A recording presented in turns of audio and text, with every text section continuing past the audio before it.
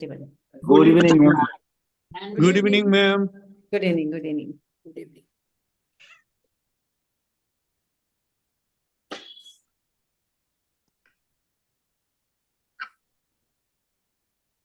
So, Alaman, wait, coin, 8 o'clock, 1 minute. Yeah, 8 1 o'clock. minute. 1 minute past 8 o'clock. Okay.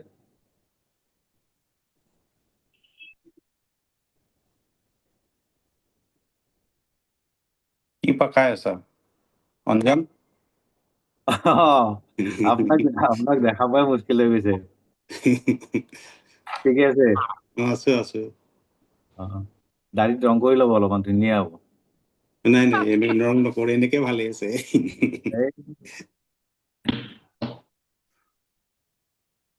মইতো মোৰো পকি গৈছে মই অলপ অলপ ৰং কৰি লওঁ মাজে এইটো বেছি ৰং কৰি দিলে দিগদাৰী হৈ যাব চিনি নোপোৱা হৈ যাব পাৰে ন চিনি নাপাওঁ দিগদাৰী হ'ব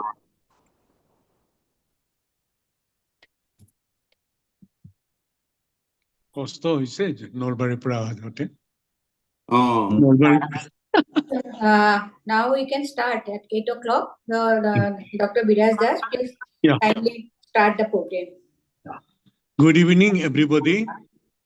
So today is the Nabai Classroom National Waiver, and we have our invited guest as a speaker, as an expert, Dr. Gayatri S. Pandit. And our speaker is Dr. Nayanjyoti Sharma from Guwahati. And our moderator is Professor Gautam Nayak from Nalbari Medical College. And Dr. Anjali Barua, the Senior ENT Consultant of Nemcare Hospital. So I'd like to welcome you for this evening. The important subject, what is allergic rhinitis and its management. So I'd like to welcome everybody and always really thankful to you all because of continuing this Nabai Classroom National Webinar. Thank you. Thank you very much. Thank you very much. Dr. Anjan Jyoti, you kindly introduce our expert faculty, Dr. Gayatri Pandit. Thank you, ma'am. It's my honor to introduce Dr. Gayatri S. Pandit. She is a highly accomplished consultant and ENT surgeon and allergic specialist with qualification including MBBS, DLO, and DAA from CMC Vellore. She currently practices at Samrat ENT and Allergy Centers, Manipal Hospital, and Medicare ENT Super Specialty Center. Dr. Pandit is the president of Allergy Asthma Network of India and served as the ENT convener for IAP Allergic Rhinitis module in 2023. She was also a core committee member of the Indian Guidelines on Allergic Rhinitis that was published in 2022. Academically, she is the academic coordinator of FAAP, that is a fellowship of allergy and asthma program, and a faculty member of DAA from CLC Vellore, FAAI of AIMS Rishikesh, and DPAAI Sri Gangaram Hospital, New Delhi. She has contributed chapters to the comprehensive textbook of allergy and is a reviewer for the Indian Journal of Otolaryngology and Head and Neck Surgery and has 6 national publications.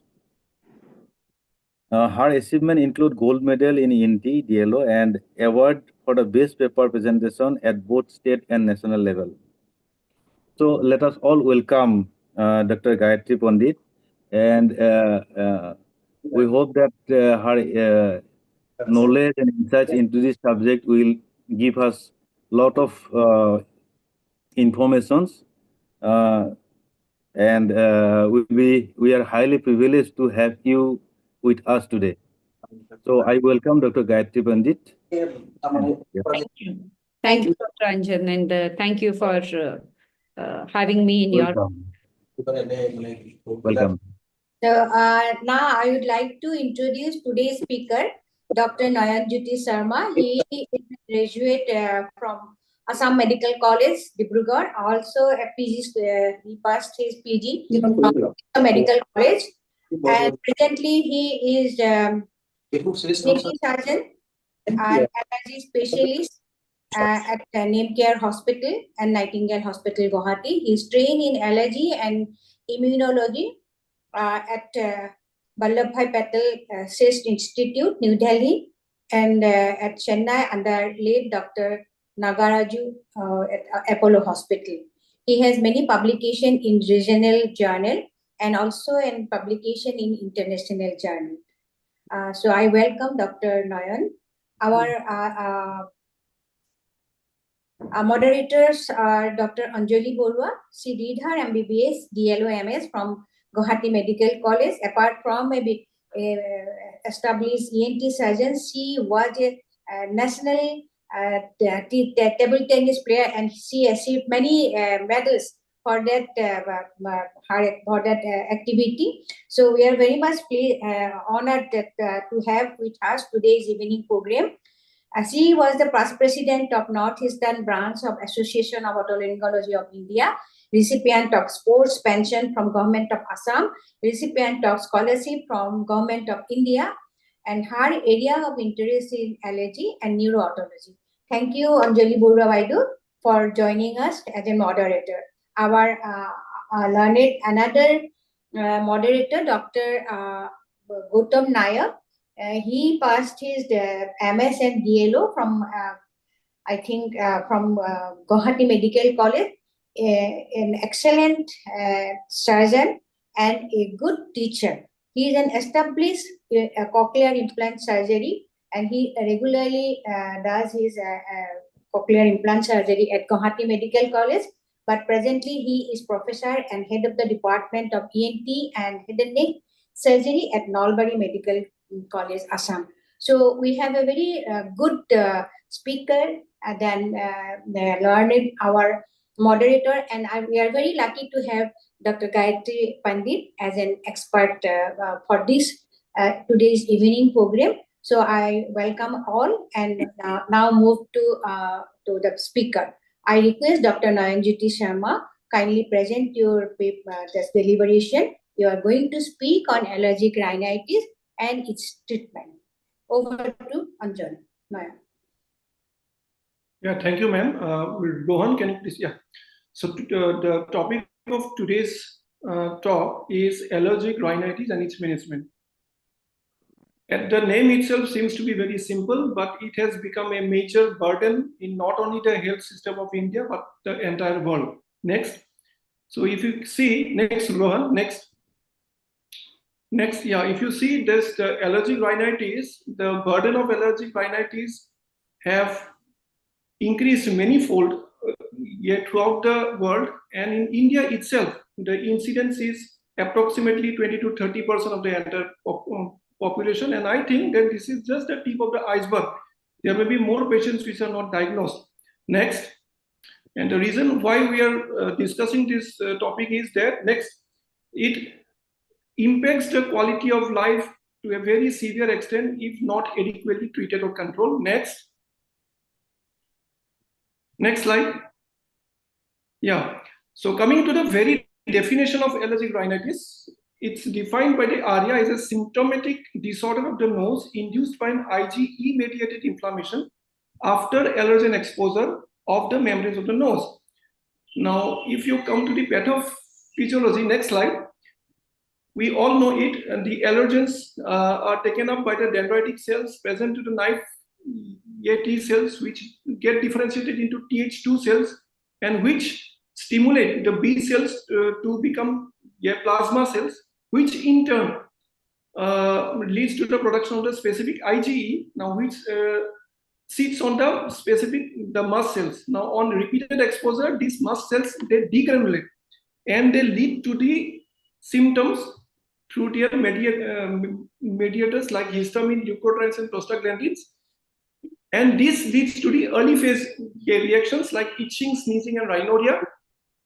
After 4 to 6 hours, there is infiltration of the inflammatory cells like eosinophils, neutrophils, and basophils, and this leads to the late phase reactions. And this consists of mainly nasal congestion and blockage, along with the other symptoms. Next slide. Now, this very same thing has been shown here. The first phase about comes within a few minutes, peaks within half an hour to 1 hour, and it regresses a little bit, and then again a second phase of this reaction occurs within 4 to 6 hours. Next slide. Now, these are the cardinal symptoms of allergic rhinitis. Most of the patients may have all of these symptoms, but some of the patients may also present with either blockers or sneezers. And also there may be other associated symptoms like cough, irritability, and fatigue, along with the cardinal symptoms. Now, as we all know, these are the different signs that we get, like Darius line, allergic salute, Dennis-Morgan lines. So all, when examining a case of allergic rhinitis, the doctor should look for all these signs and symptoms of this patient.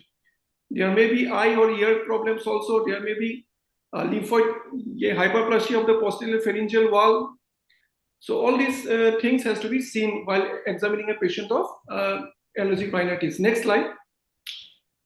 So these are the certain pictures, the nasal crease that you can see. The typical allergic salute that a child does while rubbing his nose with the palm of his hand. Then on endoscopy, you might find a pale boggy turbinates, congested nasal mucosa sometimes. Next slide. And the Dennis-Morgan lines, these are nothing but this is spasm of the tarsal muscles under the eyelids. Allergic shiners are nothing but the blackish discoloration of the under the eye. Cobblestone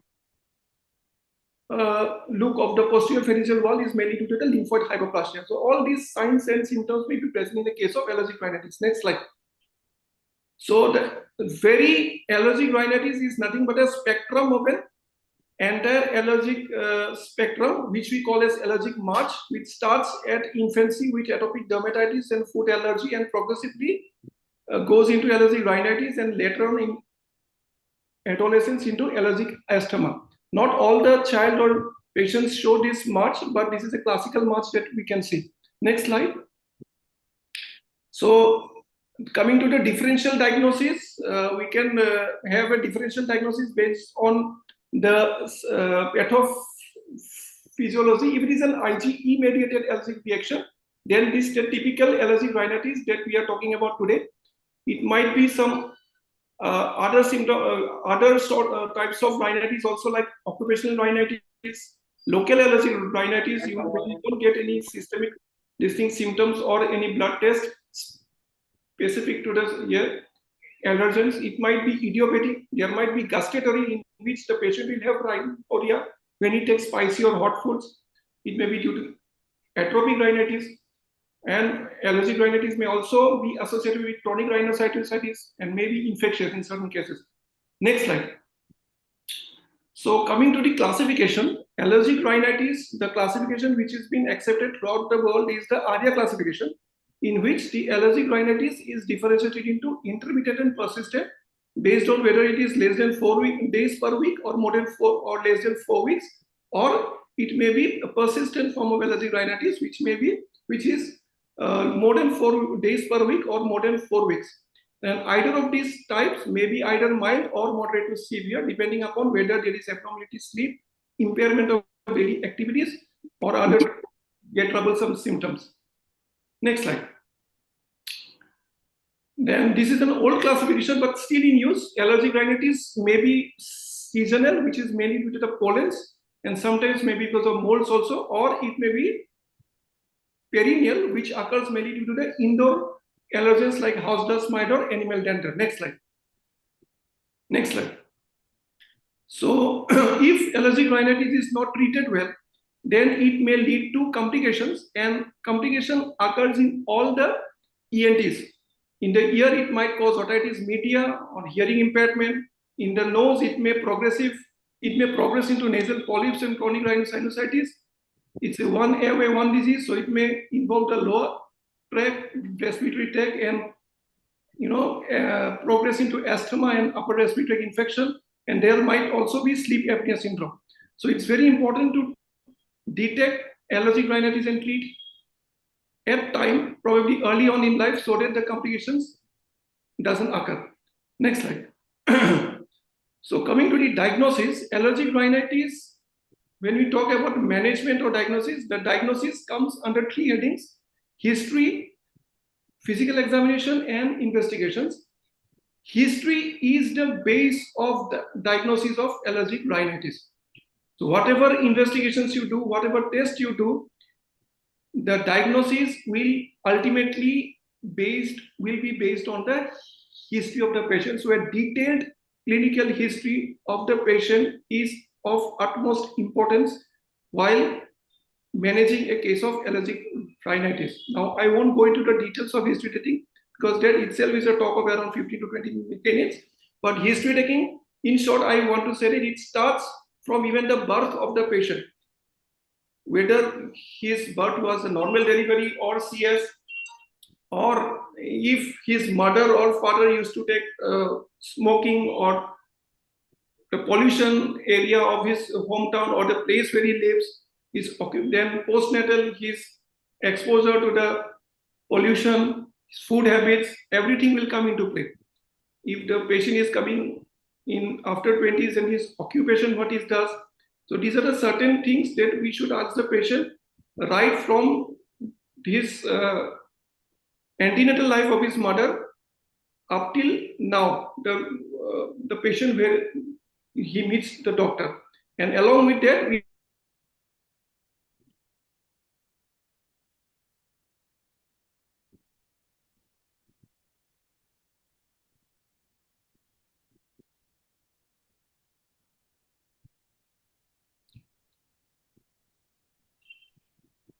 next slide.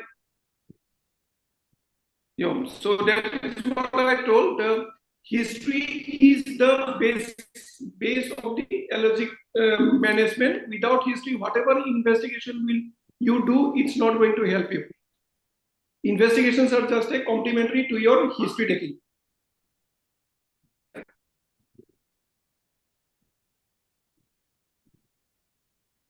Next slide, please.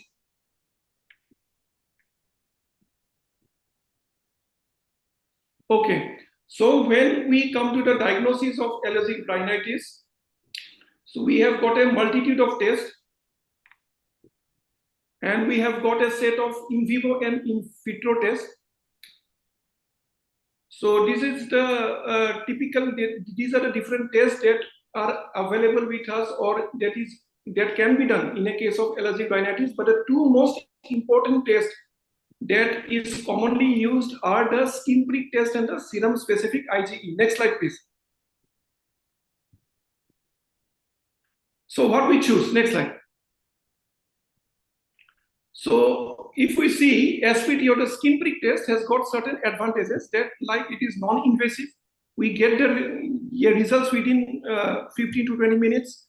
It is less expensive, and you can actually show the results to the patient because it's a physical examination. It's not a blood test that you show the paper, but you actually show to the patient. And these tests have got minimal side effects also, which I'll be coming later. Next slide. And for all this reason, next slide. Allergic skin prick test has been regarded as the gold standard for allergic rhinitis, and this has been backed by all the major allergy organizations across the world. Next slide. So coming to the very mechanism of SPT, so what it is, how is it done? A very small amount of allergen is introduced into the epidermis, which then reacts with the specific IgE of the cutaneous muscles. Now this leads to the release of histamine and other mediators, ultimately leading to the formation of the William flare within 15 to 20 minutes. Next slide. So with this, you can diagnose almost all the common allergens that come into play during allergic rhinitis, like house dust mite, pollen, mold, insects, and animal. That the house dust mite by far are the most commonest allergen responsible for allergic rhinitis, followed by pollens. Next slide. But there are certain contraindications of doing an allergic skin prick test. In any acute condition, you don't do it. Severe persistent asthma, you don't do it. Children below 4 years of age and elderly above 80, it's better not to do. Most importantly, patient on antihistaminics or any medicines which have antihistaminic property If the patient is currently on those medications, you don't do it. And usually we ask the patient to avoid those medications for about 5 to 7 days. Sometimes we might even have to wait for at least 2 to 3 days. Beta blockers and SE inhibitors are relative contraindication. Obviously, during pregnancy, we don't do it. And most importantly, if the patient is suffering from severe dermatographism or eczema, it's better not to do. And of course, in poor subject cooperation, like psychiatric patient or very small children, it's better to avoid SPT. And also, if there is any recent history of anaphylaxis, it's better not to do. And in those cases, we delay the skin prick test for about 4 to 6 weeks. Next slide. And for all these reasons, if the skin prick test is contraindicated, we go for a serum-specific IgE. So serum-specific IgE is done. It's helpful when SPT is contraindicated. But serum-specific IgE, you have to keep in mind that it has got a high rate of false positivity and high rate of false negativity also. And also the sensitivity and specificity is less than that of SPT. And also it's very much costlier than SPT. And for all these reasons, SPT is the gold standard in diagnosing the allergen. But if it is contraindicated, then we go for a serum-specific IgE. Next slide. So whatever test you do, either SPT or a serum-specific IgE, the base of your allergic diagnosis will be your clinical history. So you must always interpret the report of your SPT with the history, and then only you can tag that yes, the person is allergic to this test. Next slide.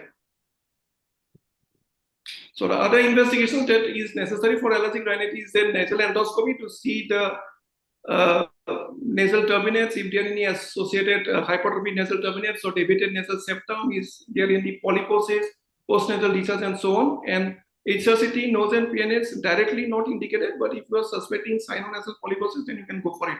Next slide. So coming to the management of allergic diseases or mainly allergic rhinitis, it's not just giving a pharmacotherapy as antihistaminic tablet or a corticosteroid nasal spray and let the patient go. We should always have a holistic approach in treating these patients. Now, when we say holistic approach, we mean that first of all, the patient comes to you, and after you diagnose the causes, you must always educate the patient regarding the nature of the disease. How exactly the disease is. If you don't treat it now, it may progress into allergic asthma, or you may land up with nasal polyposis or impairment of daily activities and so on. All these things has to be explained to the patient. Avoidance measures. Once you do an SPT and you find a real allergen responsible for his or her problems, then you should give proper precautionary measures. You should give advice regarding proper precautionary measures the patient should do regarding avoidance. Nasal douching always helps because it through the mucociliary clearance, it helps in decongesting the nose. Pharmacotherapy, I'll come later on, and the ultimate solution will be immunotherapy. And of course, biologics do have a role in these patients. Next slide. So avoidance of allergen is utmost importance, and these are some of the avoidance measures that which you can tell the patient, but it should always give advice after getting the skin prick test report. Specific advice should be given to the patient. Next slide. Nasal douching always helps, as I've told you. Next slide. So pharmacotherapy, coming to the pharmacotherapy, corticosteroids are the first line drugs.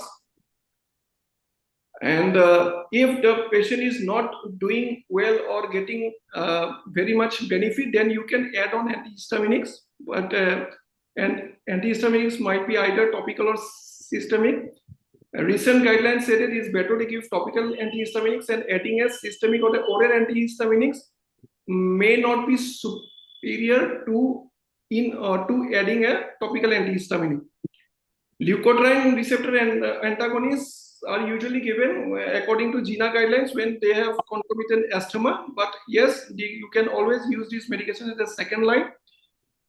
Nasal decongestion is SOS. If the patient is too much congestion, not controlled with corticosteroid, then for a short course, we can give a topical nasal decongestant. Systemic nasal decongestant is better avoided. because they may give rise to certain side effects. And if at all required, you should give for either 3 to 5 days. Mast cell stabilizers are of no help when you give after the symptoms have occurred. These are good because they prevent the degranulation of the muscle. So in seasonal allergic rhinitis, before the pollen season, maybe 1 or 2 months before the season, you can ask the patient to use the muscle stabilizers. Anticholinergics mainly check rhinorrhea. So the patient have excessive rhinorrhea, then you can always prescribe, and probiotics are always a complementary. Next slide, please. Next slide. So ARIA guidelines always say that it's the first 2 lines I'll go through. In patients with seasonal allergic rhinitis, we suggest a combination of ICS and oral histaminics or ICNS alone. And in perennial, ICLS alone are recommended rather than a combination of beta and oral antihistamine. Next slide. So whatever pharmacotherapy you give and whatever guidelines you follow, as you can see here is an ARIA guideline for untreated patient. At the last line, you can see consider systemic immunotherapy, SIT. So whatever guidelines or whatever medications you follow, if the patient is not doing well, the ultimate solution is immunotherapy. Next slide. This is again the ARIA guidelines for treated allergic rhinitis. Last line, consider immunotherapy. Next line. This is the revised euphoria guidelines. Again, last line, allergen immunotherapy. Next line. This is the British guideline. Again, the last line, consider immunotherapy. Next slide. This is our own AOI guideline. Again, systemic immunotherapy if the patient is not doing well with pharmacotherapy. Next slide, please. So ultimately, if the patient is suffering from mild intermittent allergic rhinitis, the patient usually gets a relief with allergen avoidance measures and pharmacotherapy. But if it is moderate to severe intermittent allergic rhinitis or mild moderate severe persistent, the ultimate solution is immunotherapy if the condition is not controlled with pharmacotherapy and avoidance measures. Next slide. Next slide. So that brings our last topic of discussion, that is allergen immunotherapy. So allergy immunotherapy is an immunomodulatory method of treatment for IgE-mediated allergic diseases to control the symptoms and decrease the sensitivity towards the allergen by giving, this is the most important line, sequentially increasing dose of the antigen. Now the treatment duration is usually for 2 to 3 years, and it is said that once the patient completes immunotherapy of at least 3 years, the benefit may be up to as long as 10 years. Next slide, please. So mechanism, in short, that it causes immune deviation from Th2 to Th1. Next slide. I won't go into details. Next slide, please. So there are several types of immunotherapy like sublingual, subcutaneous, oral, bronchial, nasal, intralymphatic, and so on. But the 2 most commonest used modalities of immunotherapy are the sublingual and the subcutaneous immunotherapy. Next slide. So if you have a head-to-head comparison, in short, subcutaneous immunotherapy is invasive, and because it is invasive, the chance of anaphylaxis is high. Now, when we call it higher, it is only 1 in 1 million. And because it's invasive, it has got maximum efficacy. Now, coming to the sublingual, it is non-invasive, and because it is non-invasive, anaphylaxis is even less, 1 in 100 million, very much negligible. And so it has got maximum safety, but its efficacy may be a little lesser than subcutaneous. Next slide. So indications, any allergic diseases not controlled by pharmacotherapy in patients usually above 5 years is an indication to allergen immunotherapy. Sometimes the patient symptoms might be controlled, but he or she might be continuously on pharmacotherapy. The patient himself may say that I want to lessen the burden of the immunotherapy, lessen the burden of pharmacotherapy. In those patients also you can advise immunotherapy. Next slide. So again, any acute condition, you don't start immunotherapy. So the absolute indications of immunotherapy are uncontrolled persistent asthma, if the FEV1 is less than 70. Malignancy, you don't give. Pregnancy, you can't start, but once the woman is on immunotherapy and she gets pregnant, she might continue. Children, of course, less than 2 years and immunodeficiency diseases. it's better to avoid. And relative contraindications are those on beta blockers, psychiatric illness, and very small children between 2 to 5 years. But if it is very much imperative to give, then we can start between 2 to 5 years also.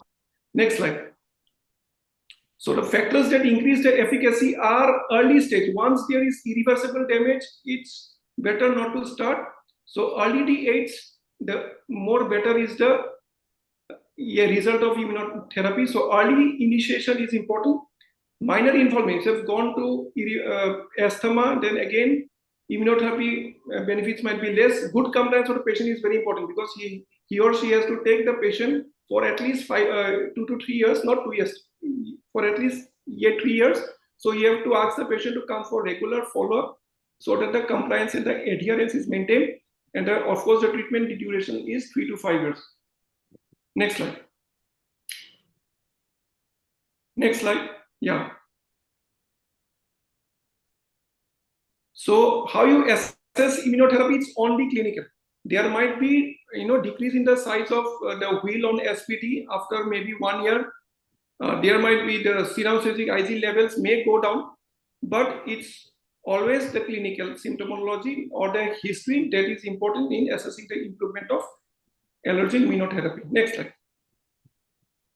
So advantages is that recurrence of upper respiratory infection won't happen, complications of allergic rhinitis won't happen, quality of life will definitely improve, the uses of medications will go down, and the progression of allergic rhinitis to asthma will be halted. This is very important. And in the long run, the cost of the therapy will be reduced. Next slide. I think this is the last slide. Next slide. I think this is the last. This is the role of biologics. The biologics that is important in immunotherapy is the omalizumab. The omalizumab, if we give immunotherapy along with immunotherapy, the results are even faster. Usually the immunotherapy results takes almost approximately 6 to 9 months. Immunological effects, it is said that occurs from day 1, but the clinical effects takes at least 6 to 9 months to happen. So if the patient can afford, if you prescribe omalizumab at least 2 months prior to starting the immunotherapy, the effects of immunotherapy will be even faster. Next slide. So these are the different doses of omalizumab. The doses have to be decided based on the serum total IgE and the body weight of the patient. Next slide. And this is the last slide. Previous slide. Yes, surgery is always complementary. If you want to do turbinoplasty, septal correction, phase, these are all complementary. The treatment of allergic rhinitis is pharmacotherapy, and mainly the ultimate solution is immunotherapy, allergen immunotherapy. And the last line that is written, anti-allergic treatment should continue even after surgical intervention has been done. So thank you. Thanks a lot for patience listening. I was a little faster.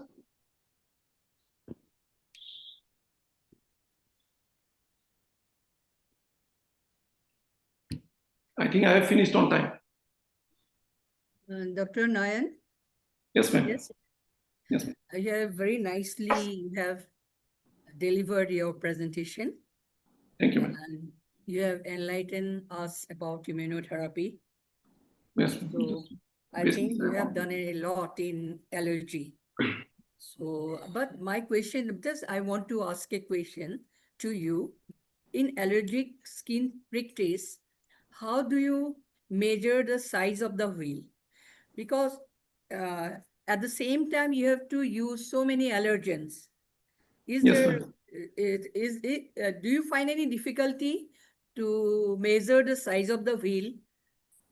The first thing is that the space between 2 drops should be at least 2 to 3 centimeters so that the wheels doesn't overlap.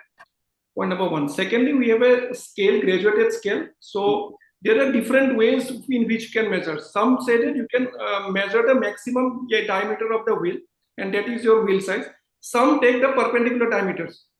So the maximum diameter, say 8 millimeter, and the perpendicular to it, say 6 millimeter. Then 8 plus 6 by 2. That gives the average mark. That also we can do. Have you told about the biologics? Yes, ma'am. Biologics in allergic rhinitis.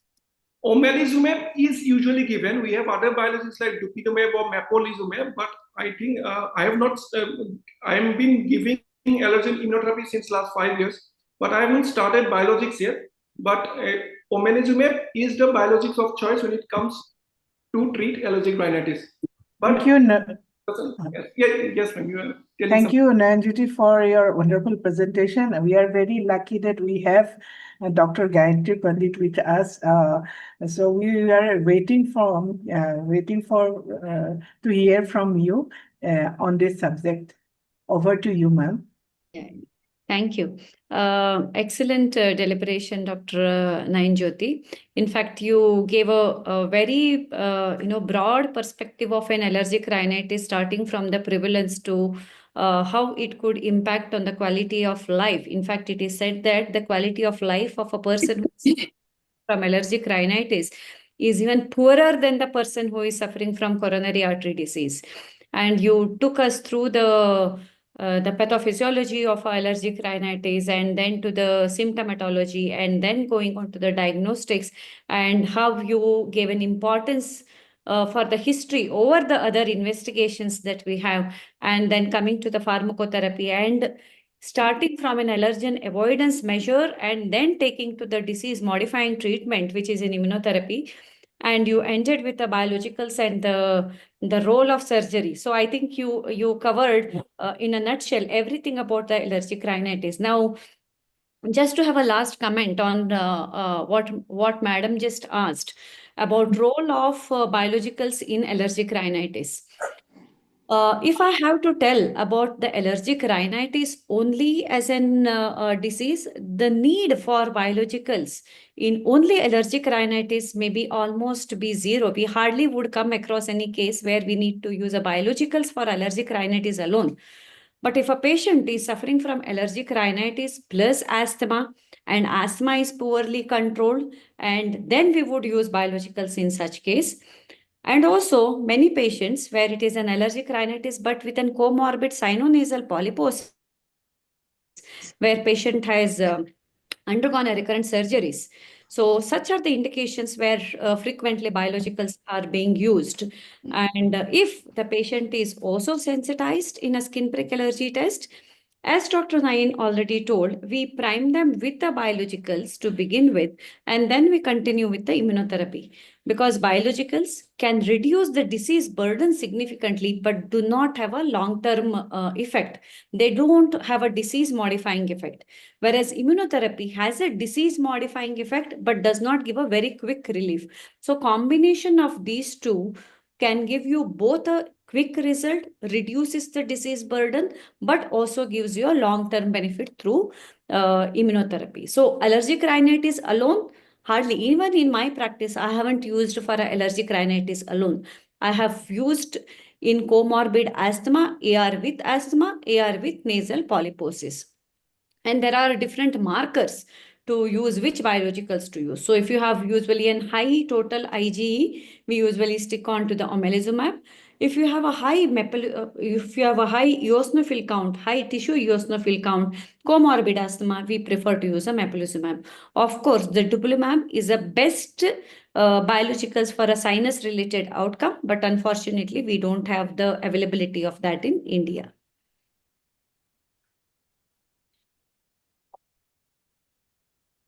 Our next expert, Dr. Gautam Nayak, I haven't seen him in the participants group. Before he joins, can we take up the questions, Nan? Yes, ma'am. I want to ask Gayatri ma'am a question. What are the different sublingual, standardized sublingual tablets that we have in India? Because recently it has come up. Yes. We are probably in the luckiest era of immunotherapy at present, because we have the standardized allergens, and which is worldwide available, is also available in India now, which is under, I don't know if I'm allowed to take a brand name, so which is under the brand name of a Sensimmune. It is a 12 SQ tablet which delivers around 36 microgram of an house dust mite mix, which is an derpy one. There are different species of the dust mites. So it predominantly focuses on the two species of the dust mite called as D-farine and D-tyrosinus, and of that the molecules are there. So the advantage using a standardized allergens is that you know a very precise fixed amount of a drug being delivered, and also there is no batch to batch variability which we would have otherwise from an already existing sublingual preparations which we had it in India. Yeah, Hollister Stare is also a brand, different brand. Hollister Stare is also in standardized allergen, but the thing is they don't have a direct marketing in India yet. So it is somebody who can, import with an available in India itself right now. Yeah, so they don't have a direct market how the Sensimmune has an established market. So Hollister Stare is not available in India right now?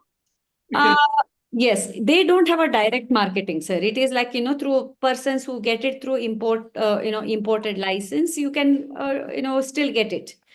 Like in the drop formulation, not in the tablet formulation. Again, Hollister does not have a tablet formulation. Hollister is not a tablet. Okay. No. It's a drop formulation. That is standardized. Yeah, but that's a standardized allergen. It's a standardized allergens from US. Okay, thank you. So, Professor Gautam Nayak, sir, is there with us now. Over to you, sir, for your comment on this presentation. Thank you, organizer, for allowing me to join in this academic session.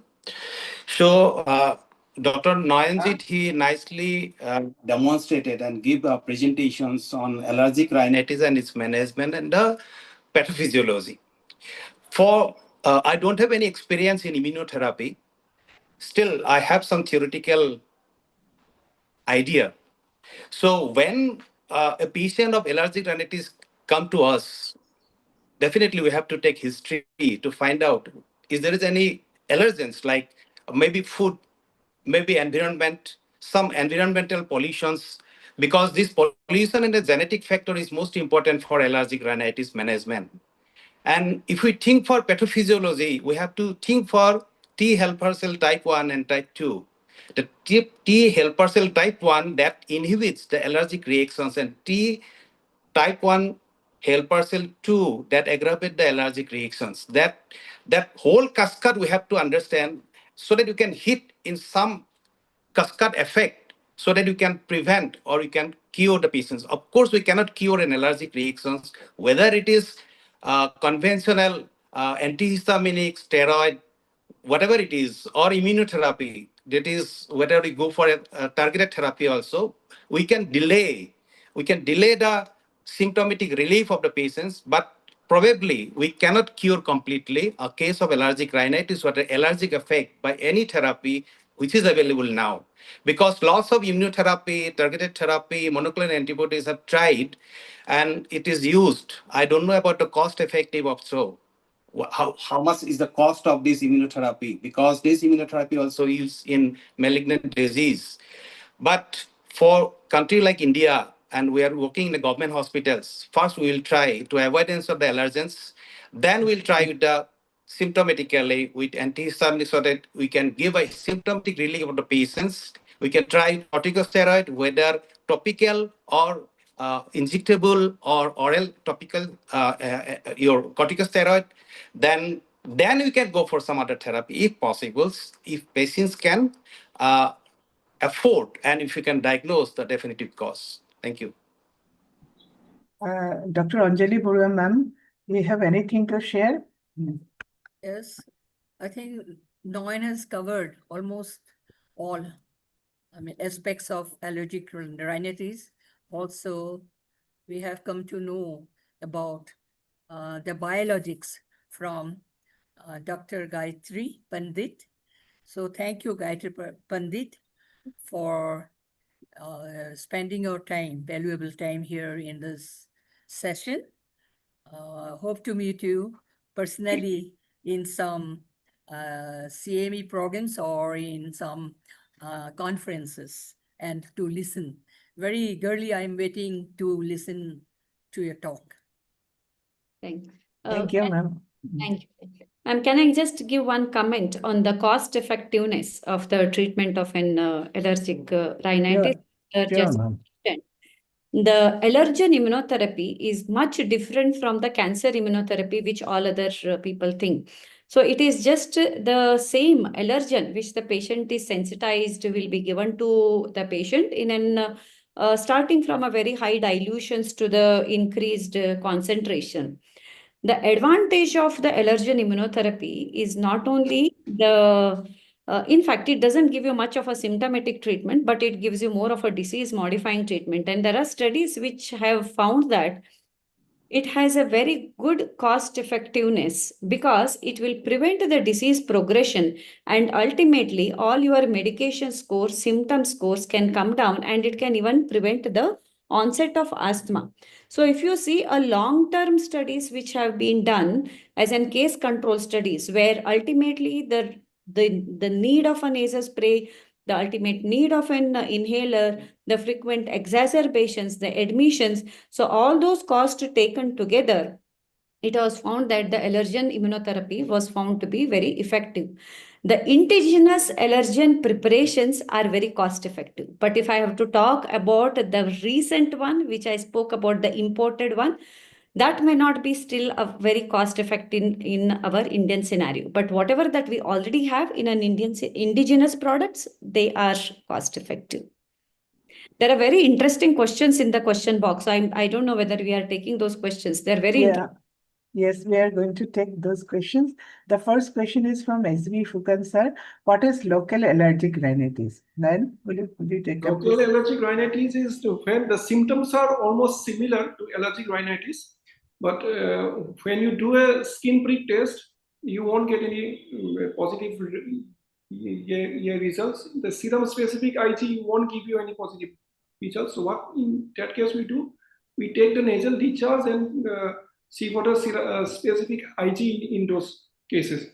And you have to, if that is also negative, then you can do a nasal provocation test and you can detect the allergens. But the treatment is almost similar. You go for intranasal corticosteroids, antihistaminic tablets, all those symptomatic. Another question from SB Fukan sir. What is AERD?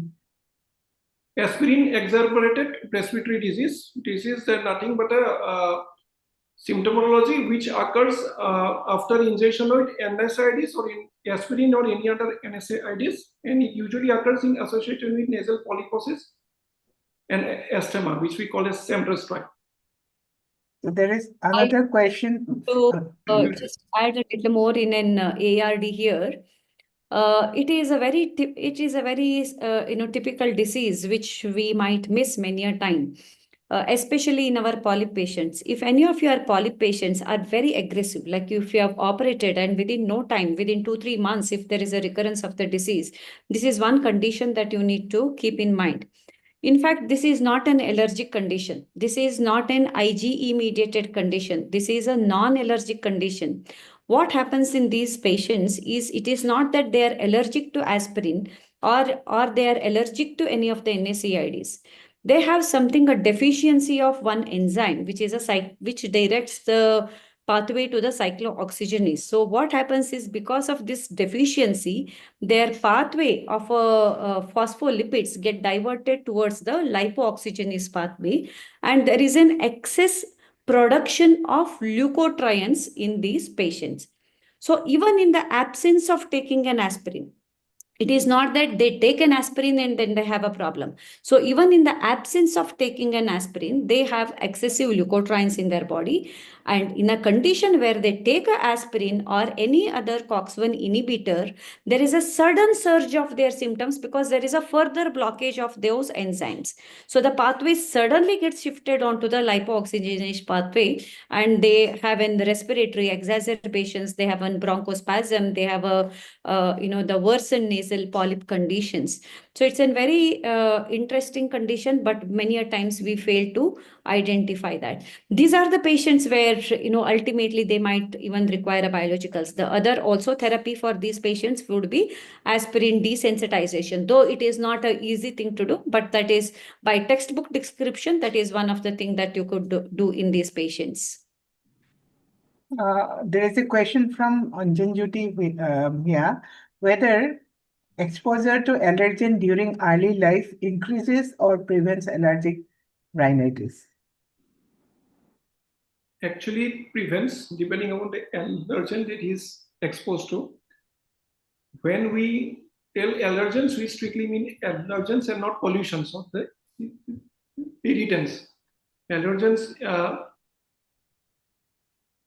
if the child is exclusively breastfed, point number one, it is not an allergen, of course, but still I'm mentioning, if he is grown and raised along with his brothers and sisters, along with his other siblings, if he is exposed to the rural environment, if the child is allowed to play outside, being exposed to the local flora and the fauna, the soil, all these are found to be beneficial in prevention of allergic diseases later on in his life. Can you, Gayatri ma'am can add to it? Yes, you are right. So what you have mentioned is the microbiotal map. So the more diverse microbiotal map that you have in your early life, this is all beyond pharmacotherapy. This is like the way you lead your lifestyle. Okay, so starting from the the delivery to antibiotics to the excessive sanitizations, all those things. So the more diverse microbiota that you have in your early life, especially in the early 2 years of life, it is found to be more protective. Yes. So we can't, the question is whether early exposure helps for the prevention of allergic disorder. It is not proven for all allergens, but one allergen that definitely I can tell you is that the early exposure of the dog epithelia, it has been specifically been studied, and it was found that the early exposure of a dog epithelia can actually protect you against the onset of allergic disorder. And now there is pertaining to food allergies also, there is one hypothesis. There is one study called as an LEAP study. And even in the LEAP study, it was found that the early exposure of the food allergen was found to be protective against development of food allergies in that cohort of group. So what Dr. Nayanjyoti just said, so I would reinforce that the early exposure of lot varieties actually gives us a more protection than the allergy. It is the later exposure which actually leads into the more allergies. I think it is advisable to introduce peanuts in the diet as early as 4 to 6 months in infants.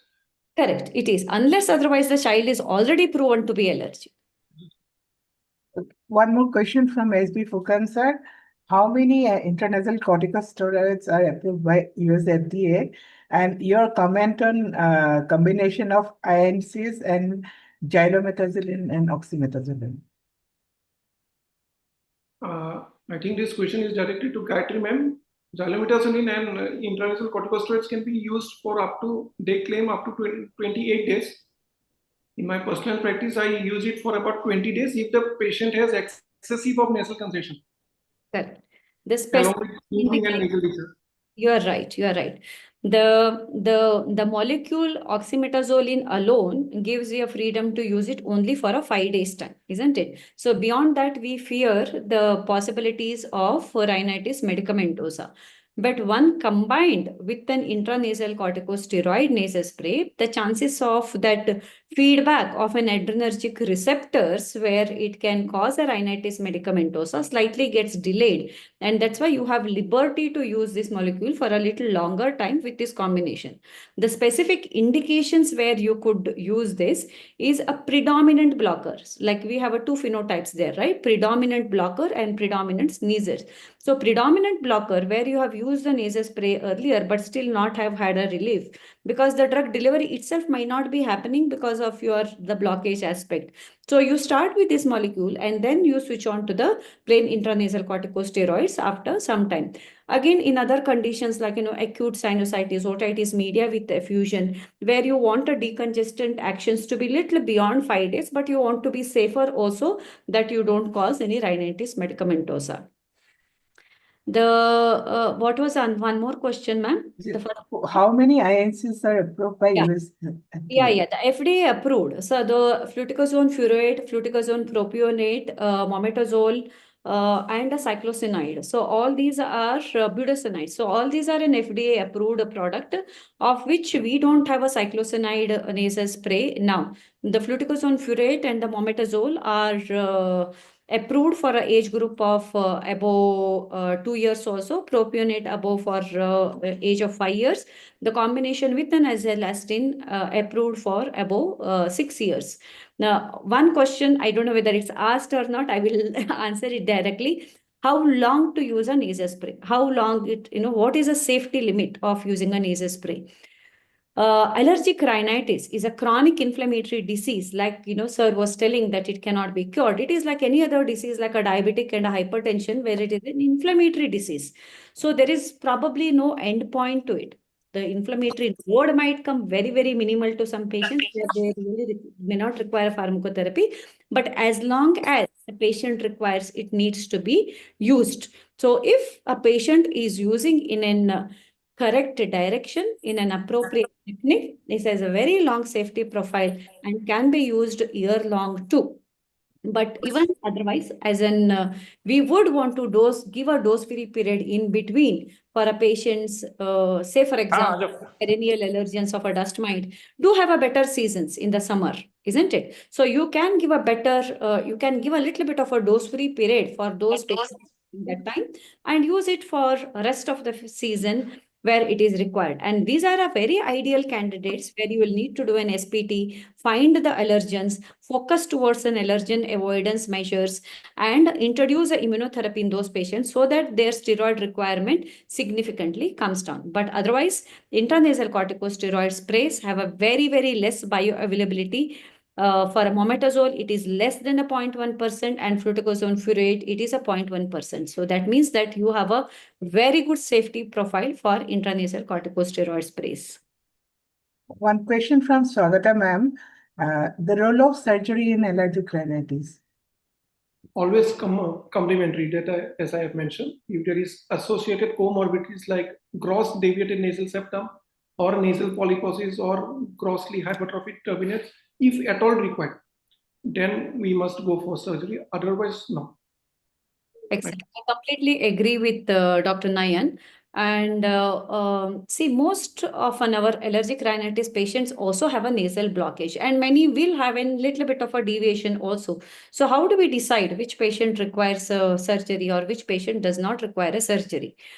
So the way that I look into this is you start with a nasal spray. You have diagnosed as an allergic rhinitis too. So you start with a nasal spray and then have a follow-up of this patient after 1.5 to 2 months time, and then ask what all symptoms the patient improved. If the patient tells that my sneezing has become better, my itchy nose has become better, but my nasal block is still persisting and that has not still completely become better, that means that there is definitely an anatomical obstruction too, which need to be addressed by surgery. Now, if the obstruction was merely only through allergic rhinitis, then the bit of a turbinate reduction would have addressed through the nasal spray itself. So then you know that that small category of patients will definitely require additional complementary treatment by septoturbinoplasty too.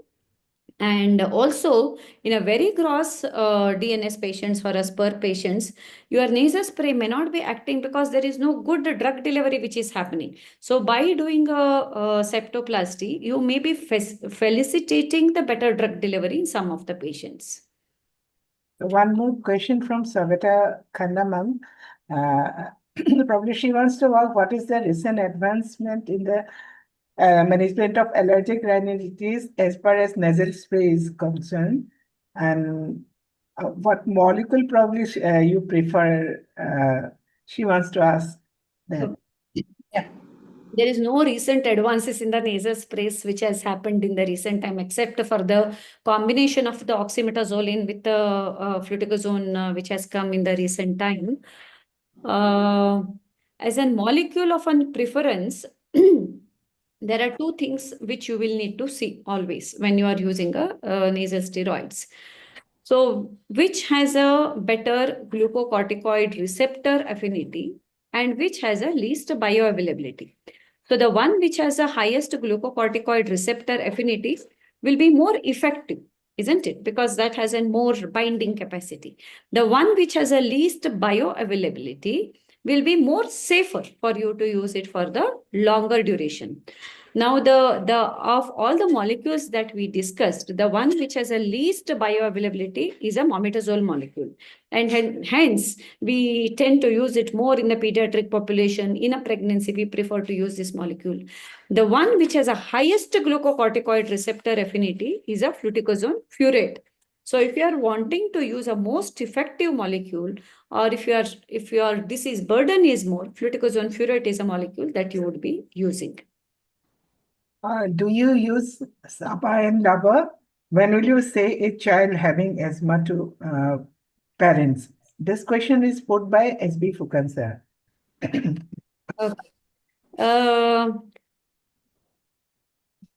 Asthma is one of the most common comorbid conditions. So Dr. Nayan has already listed about all the comorbid conditions which is associated, of which the most common comorbidity that we have is bronchial asthma.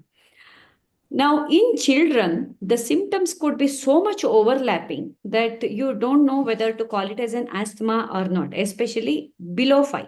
We call it as an under 5 wheezers. In under 5 wheezers, the reasons could be many, starting from even the adenoid having a postnasal drip all the time causing a cough, to a viral exacerbation, to an exercise-induced exacerbation. So there are multiple factors. So it is little difficult to label a child as an asthmatic child in that below 5 group. But still, there are some indicators which is called as an asthma predictive index for such children. So family histories of allergies or atopy, the presence of atopic dermatitis, any proven hypersensitization in your skin prick allergy test or a blood test increases the chances of this child developing it into an asthma. So most often it is history based, whether the child gets this wheeze in between the episodes of an URTI only, or without any URTI also the child is still having a cough, and the child is having a cough with an exacerbation, that is while running, while crying, that again is an indicator of this cough is more of an asthmatic cough. And we do have a very good test now called as an FOT. This is a forced oscillometry technique, which we can do it in a pediatric patients also. Otherwise, the pulmonary function test is done in adults, which is effort-based and cannot be done by children. Now, this FOT test is very easy. It is effortless and can be done at a tidal breathing. So if a child gets an FOT test done, we will be in a position to objectively tell whether the child has a reversible obstructive disease or not. Now, when to use this SABA? SABA means short-acting bronchodilator, SABA and a LABA combinations, okay? So, the recent, like the way that we have in area guidelines, we have a GINA guidelines for asthma. Now, the latest GINA guidelines actually discourages the use of a SABA, and it tells something called as a smart therapy. That means it is an ICS LABA, like a formoterol budesonide combination is called as an smart therapy. The same one combination drug can be used as a controller medication also and a reliever medication also. The controller medication is what patient will be using even when the disease is under control, but at a low dose. And the reliever is when the patient has an exacerbation, the same inhaler can be used at an increased dose too. ICS LABA combination is allowed above 6 years of age. Okay. Below that, you have to use ICS separately and a SABA, like an acetylene inhaler, like a salbutamol or a levosalbutamol inhaler separately. I think it was too much for an ENT colleagues, but yeah, that's the answer for the question. Can I have a clarification, ma'am? Yes, sir. I have a confusion regarding rationality of combination of this steroid and decongestant. Number two, in your practice in allergic rhinitis, how much of percentage of the patients develop asthma?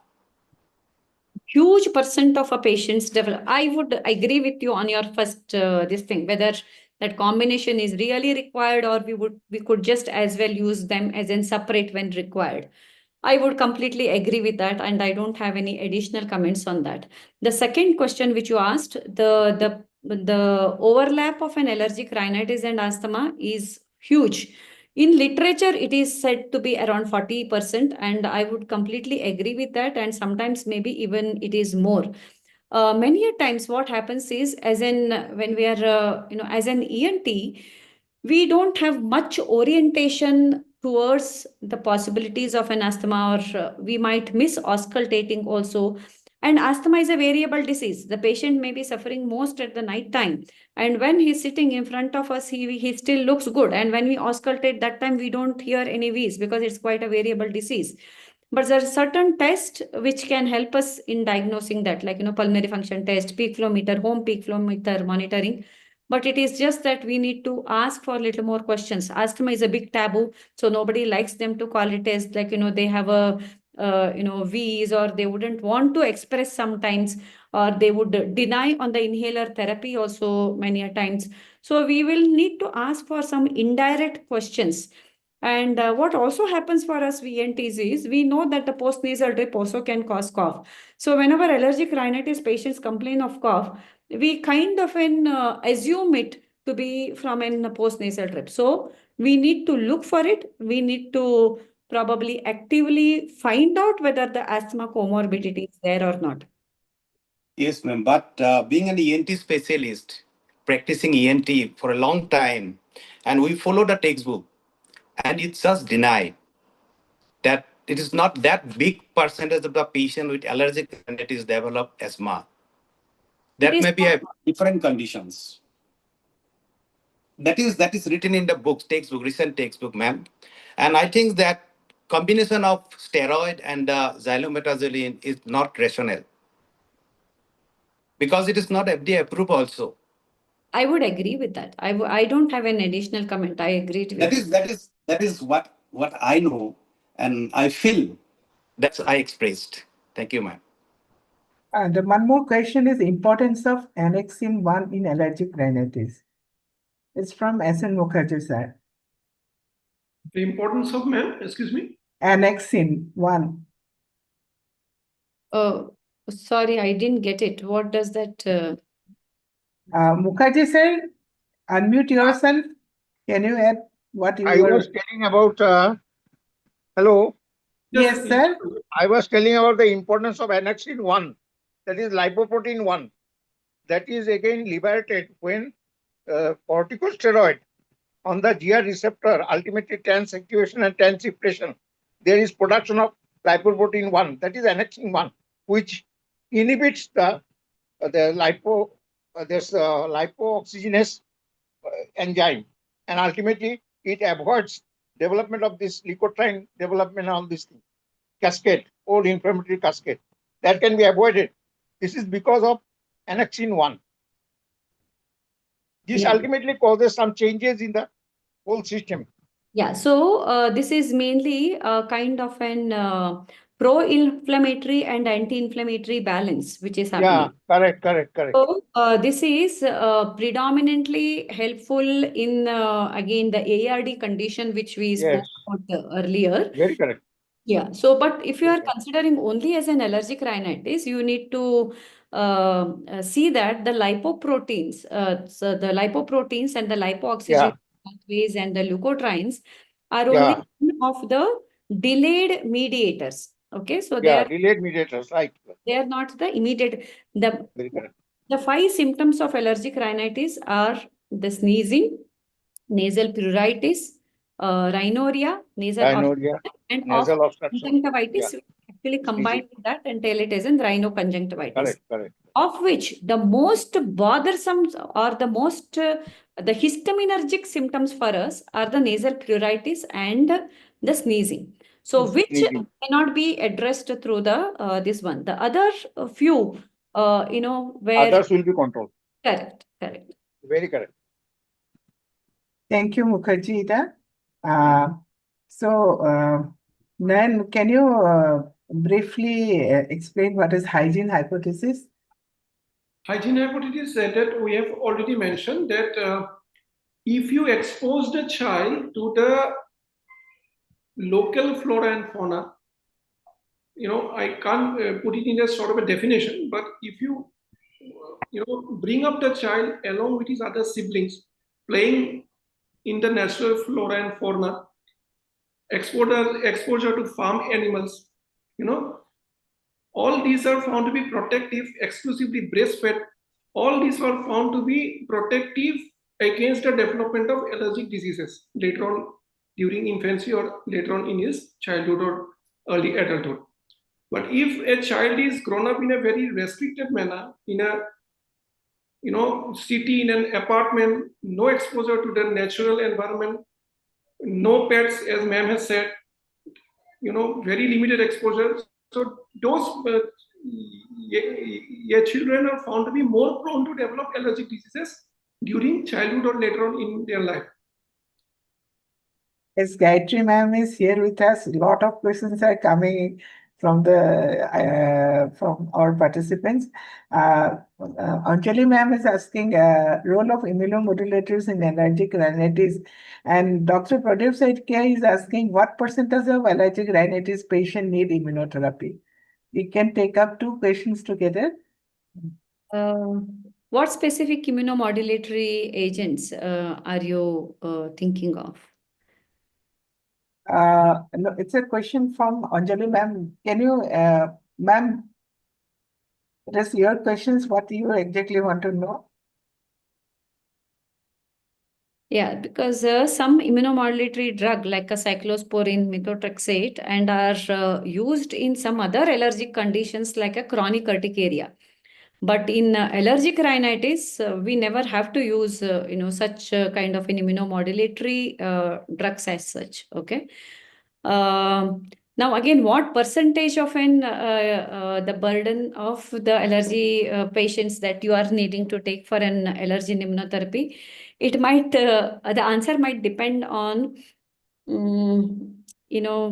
specialty of the practice, because I practice predominantly allergy and we get a reference for the tough allergic rhinitis patients, recurrent polyposis patients. So my conversion of an immunotherapy may be much higher.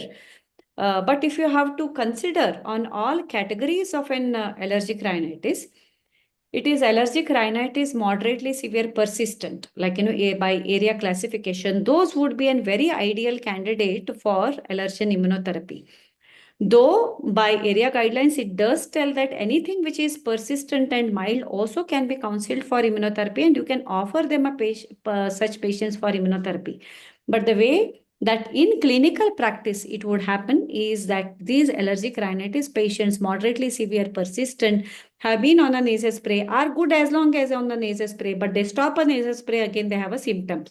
So these would be something, a very ideal candidate for you to start with an immunotherapy. Patients who have a strong family history of asthma, who have shown the progression of allergic disorder, like from mild to intermittent, from moderately severe to the persistent, patients who are responding to antihistamines earlier, not responding. So these are your ideal patients to start allergen immunotherapy. So initially, you can think that, if you do an 10 SPTs, skin allergy test positive, maybe 2 of them will get, converted into, or 2 will be an ideal patients for immunotherapy.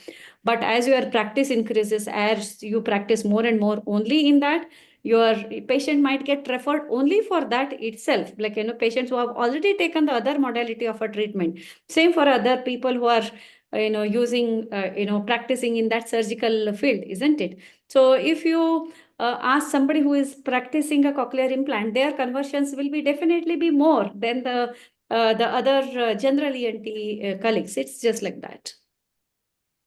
One question from Dr. Pradeep Saidkia. Everybody is scared of using nasal decongestant because of medicamentos. Is it that common? I have seen some patients using nasal drop for years, but rarely they develop rhinitis medicamentosa. Your comment, please. Nasal drops, nasal decongestant and using, yes, definitely common. Okay. So patients using a intranasal corticosteroid nasal spray, they don't develop rhinitis medicamentosa. In fact, they are turbinates also become so huge, people who use the nasal decongestants. I would say that it is very common. Rhinitis Nayak has asked the role of dapsone in allergic rhinitis. Sorry, what is it? Dapsone molecule. Dapsone. No role in allergic rhinitis. There is a controversial role in chronic urticaria. Again, that is a controversial role, but in allergic rhinitis, no role. Now over to SB Fukan sir. He has put a lot of questions in the chat box. Now over to you, Fukan sir. Please unmute yourself and your comment and input and any questions you want to ask. Thank you very much, ma'am. Actually, you know me. I have invited you first to Guwahati. I couldn't identify your you. comment, everything. As you are there, therefore I put too much questions because I know your knowledge and your depth of knowledge. Because you have started the lecture in Guwahati with some trees and some pollens and in flowers coming from the airport to the hotel. I still remember the thing. The very thing that maybe allergen like your parentheum in your Bangalore. But thank you very much for coming up and give a very good thinking and very good knowledge to all of us. Thank you very much, ma'am. Thank you, sir. Thank you. Swagatam ma'am, anything to add? And I think everything is covered. So a lot of thank you to Gayatri Pandit. Very nicely covered everything. So I would request Anjana to conclude it by giving the vote of thanks. First of all, I'd like to thank Dr. Gayatri ma'am for joining in this classroom and giving your valuable time and input in this subject. We are very lucky to have you amongst us. Thank you, ma'am, for joining. And secondly, I would like to thank Dr. Nayanjyoti Sharma for your wonderful presentation. And thank you very much. And I would like to thank our two moderators, Anjali ma'am and Professor Gautam Nayak sir, for being with us and moderating this session. And finally, I'd like to thank all the participants who have participated in this NABOY classroom, offline or in the YouTube channel or in this live session. Thank you everyone for joining and taking part in discussion. Thank you everyone. With that, we conclude this session. Thank you. Thank you very much. Thank you.